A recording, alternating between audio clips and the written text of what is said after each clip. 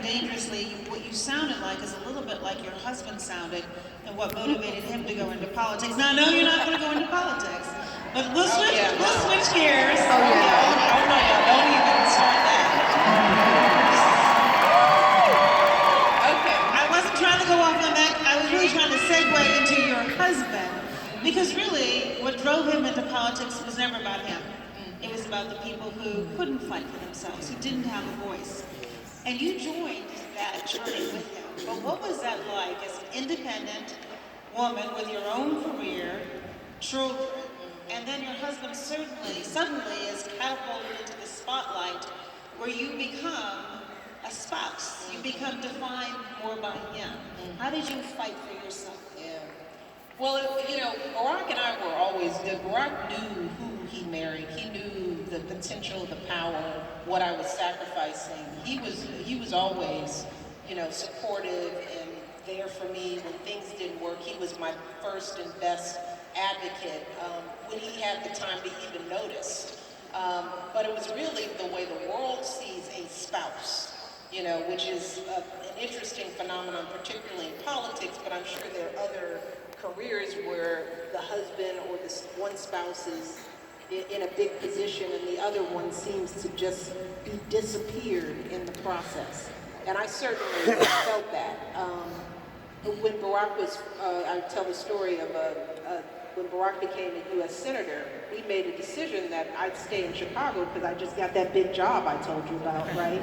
So I wasn't about to walk away from that because at that time I was the primary breadwinner. I was making more money than Barack was. So it made sense for him to come back and forth and for us not to move the girls. So we had a long conversation about this, but I tell the story of how I'm on one of those mother runs, in between things. I'm at the Chipotle, I had gone to Baby Gap and Best Buy, and I was eating my lunch, feeling good about myself, alone with the car radio on, which was precious time. Mother's right, being alone in your car with no one to eat your food. It's just like,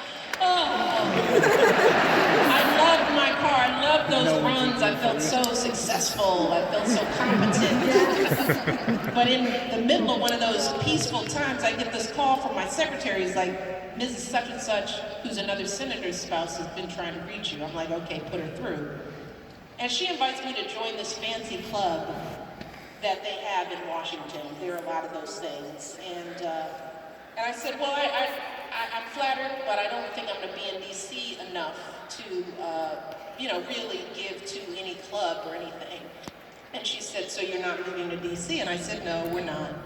And she said, oh, well, the couples who tend to not move to D.C. don't generally last. And I was like, oh, no, you have that.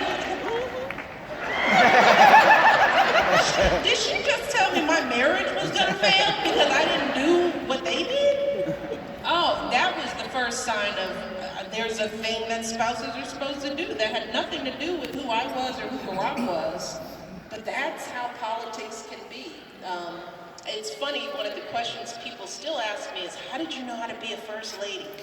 It was like I just woke up and was a first lady. It's like, well, I went to Princeton, I went to Harvard Law, I was a lawyer, I worked in city government, I ran a nonprofit organization, I was an associate dean at the University of Chicago. You read my book. I was a whole person with a whole career, having run organizations and done real big important things. But all that got forgotten. I was Michelle Obama, Barack's wife. So, I did what I did with that high school counselor. I was like, oh, you don't think I can do this? Well, I'll show you. I'm gonna just put my head down and I'm gonna work. Because that's how women, a lot of people of color, people who are often doubted and questioned, people assume that you can't or won't, and my motto is put your head down and do the work and let your work speak for you. Barack was, in the same ways, there were people who were determined that they would make his presidency fail. There were members of Congress, we all remember, who said that their one goal was to make sure that this president failed. And so when you're up against those kind of odds, you do the work and let the work speak for you, which means you have to be ready to do the work. You have to be prepared. That's why I want young kids to go to school and get an education, because that's how you respond to those doubters. They don't go away. They're there. They're waiting for you to fail. They can't, who they are, who they've told themselves and have been told that they are, your success is counter to everything they've been told about themselves. So it's nothing about you. Your success is counter to their story of what America should be. And so that doesn't go away. It will one day. It hasn't gone away yet. So young people who are not wealthy or connected, or you gotta be ready. You gotta be able to do the work, which means you gotta get your education in this world and learn how to deal with resilience and how to accomplish things, because people will always assume that you can. Well, and people see you now. A lot of the young people who you met with earlier, and certainly around the country, don't remember what you went through in that first campaign and the kind of outrageous attacks that were directed towards both you and your husband that you really had to just swallow and give a little advice. It was kind of like being bullied. You were bullied. It's exactly, they were trying to bully you. Yeah. They're trying to strip you down. So you're right, you do the work, but what do you do with the pain? Because it's painful. You know, one of the reasons I write about the pain is that for me, writing about it, I had to confront that. I make sure that I spell out all of it, because a lot of it I just ignored. I had to just not take it in, just like I said, don't take in but I knew it was there. I got enough clips and enough taste of what people were saying about me, the names they were calling me, what they were accusing me of not loving my country, of not being human, of being illiterate, of not being articulate, of lying about who I was. I knew that was out there, but I wanted young kids, as they read the story, to read that part of it, because it was my therapy of getting through it and saying that did happen. Because when bad stuff happens, it's okay to say that it hurts. That's not what going high is. Going high isn't ignoring the pain, because I don't think that helps you. You know, I think it's important to identify and make people know that hurt. What you did, you were successful, so let's not pretend you weren't trying to hurt me. You know, I'm not gonna let you off that easily. It hurt, and that's what you were trying to do. You were trying to weaken me. You were trying to question me. I want young people to know, when you feel that, that's real. It's not in your head, you know, because you can't combat it if you think, well, maybe it's not really happening. Oh, yes, it's happening. Own it, but don't let it eat you up, and don't let it define who you're going to be. Don't let that be your response. Barack and I could not afford to respond to that stuff, because he was running the country. He couldn't take time out to lick his wounds in front of the nation, because that was on us. You know, so what was our choice? To come out every day and to talk about how bad it was? You know, when you're the leader of the free world, nobody cares about your problems. You know, they want you to lead. You know, they want you to lead, and we felt a responsibility not to bring this stuff into because the other thing is, we were meeting with people with real problems, people who had lost their homes, you know, people whose kids were gunned down, you know, people who were deployed for 8, 9 deployments, Gold Star families who lost loved ones. I mean, this stuff, in the broader scheme of what real suffering is, not just in the country but around the world, we saw suffering. We saw people who were dying because they couldn't get health insurance. We were getting letters from those people. So this little nonsense wasn't anything we were going to deal with right then and there. We'd deal with it later, you know, let's talk about it later, but that wasn't never going to be the focus of the work we had to do. Instead, you roll up your sleeves, you do the job. You know, you do the job. Well, you and your husband, isn't that right?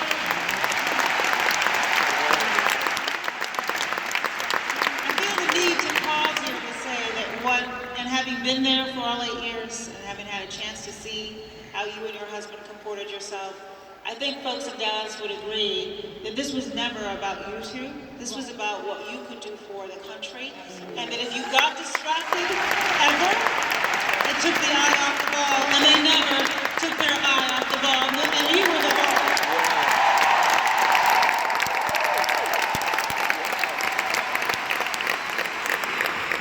So let's talk about some fun stuff, because we were all peeking in and watching, some of us closer than others. Grant Park, Inauguration Day, moments where the world, the country was right there. How did you feel at those moments? What was that like, saying, that skinny guy that I had that crush on is now the most powerful man in the world? We're moving into the White House?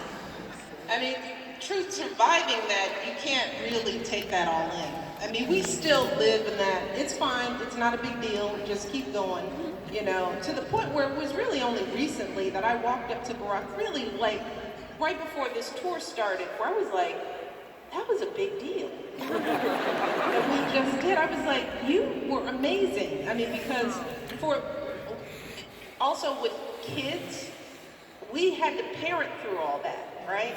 So it's like we were about to put our kids into God knows what, and we were so focused on making sure they were normal, you know, that we had to make all that stuff seem like the girl said. My mom was all cool, like, yeah, that just happened. She had to look out, and it's like, this is a big deal. My parents never told us that this was all a big deal, because we were just like, just be normal. You're going to school. You're getting up in the morning. This isn't about you. It's about your dad. Did you do your homework? You know. So a lot of those moments, you know, whenever the girls were there, my mind was on parenting them through that moment, because kids don't have political poker faces. By the way, they don't know half of what was going on. I tell the story of the election night when we were driving to Grant Park, and to put this in context, in primaries, we had a lot of primaries, as you recall, and we had to celebrate all of them. They were all big banners and speeches and balloons, and, you know, and I realized, like, by South Carolina, we brought the family on, it was another celebration, we were walking off backstage, and Malia looked up, she's like, is Dad president yet? And I was like, oh, that's right, you don't understand the primary process. Okay, how do I explain this? No, he is not. Well, when is he gonna be? It's gonna be like 20 more of these. You know, and that's all you have time for in that moment. Nope, he's not president yet, but I'll let you know when the event happens. So, but that night, it was the same thing. It was a lot, and we were just in a different hotel, and she was like, is this it? And I was like, oh yes, this is it. Your dad is now the president, and right then and there, your life changes. In that hotel room, he gets the football, he gets this, you know, he gets access to secured documents, he gets a presidential security detail, which means that they shut down the whole city. You know, when the president moves, no one can be on the street. To the point where I've been to India twice and have seen no people. I've never seen people on any street in India. I was like, what are people complaining about? There's nobody here. We haven't seen the world in a normal light for a long time. So we're experiencing that motorcade ride down Lakeshore Drive to Grant Park, one of the busiest intersections. The girls are used to being on that street. So we're going, there's no one. It's deadly silent. And Malia's in the back seat, she's like, man, nobody's coming to your party now. So, she was feeling bad for him. It's like, oh man, dude. But we hadn't really thought about it. So that's on the way to that. We were just like, oh no, everybody's at the party already. This is now going to be your life. You see nobody on the streets. But don't worry about it. It's not a big deal, you know. So a lot of these moments, I'm, you know, standing at the inauguration, I'm just making sure Sasha doesn't fall off that box she was standing on. when we travel, you know, I'm worried about the kids not looking bored. You know how kids, they resting faces like that, right? So, you know, we get off a plane and there's like dancers and people and the whole nation is out, and I'm trying to be extra excited because my kids are like, what time is it? I'm so jet lagged, you know? And I'm always trying to smile. Come on, look alive. The cameras are on you. They're like, we are smiling. This is our smile. You know? So let me tell you, meeting the Pope.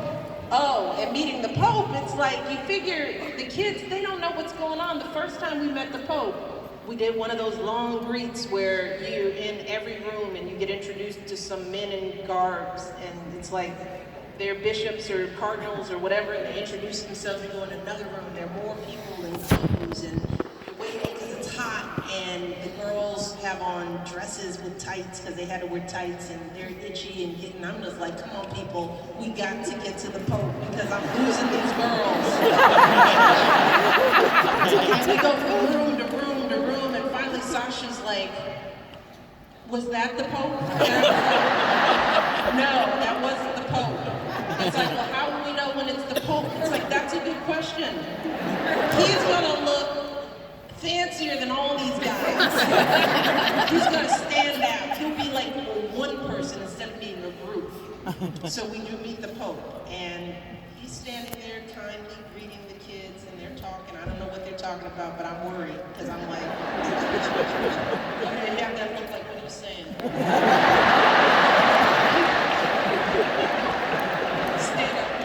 Stand up straight, talk to the Pope. She's mesmerized, she's fixated on the Pope. We get out of there alive. Fast forward to the first day of school, and she's like in 3rd grade or something like that. And they put the papers on the boards of what they did that summer, and I walk up to Sasha's, and hers is, we went to Rome, we met the Pope, he had a piece of his thumb missing. You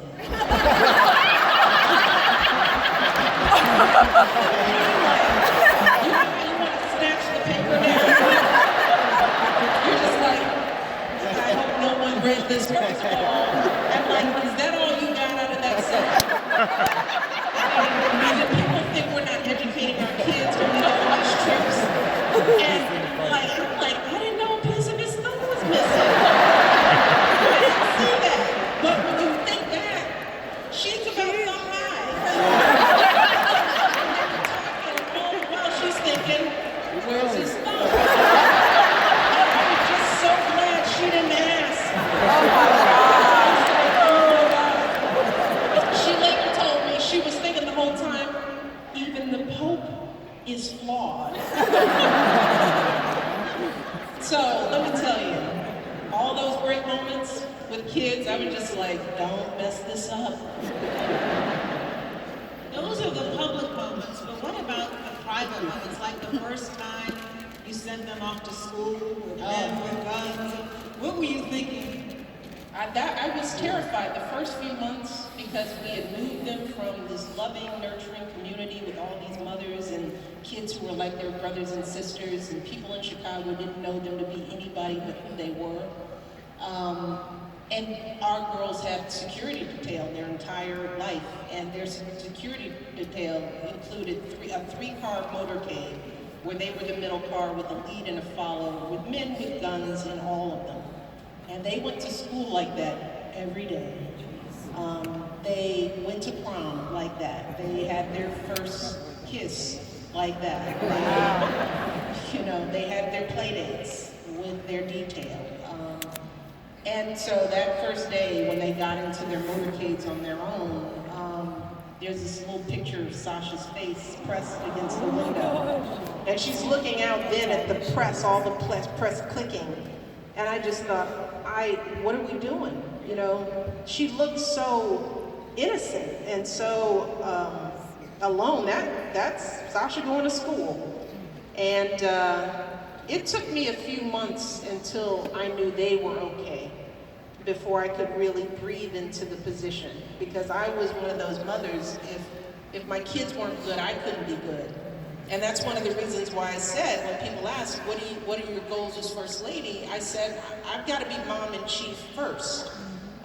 First and foremost, I have to make sure that my home is in order before I can do anything real for anybody else. Of course, I'd be doing both, but the interesting thing is that when I said that, the first people to be critical of it were women. You know, they were women. How dare you say that that's what you're going to be, mom in chief? You've got all these degrees and that's all you're going to be? And it's like, wow. See, and I want us to stop there, ladies, because we do that to each other, you know? We judge each other's choices as if there is a right choice. And we don't value one of the greatest gifts that we do have, which is parenting. You know, it is, I don't care what I've accomplished in this book throughout my life, the greatest gift I've been given is the gift of mothering Malia and Sasha.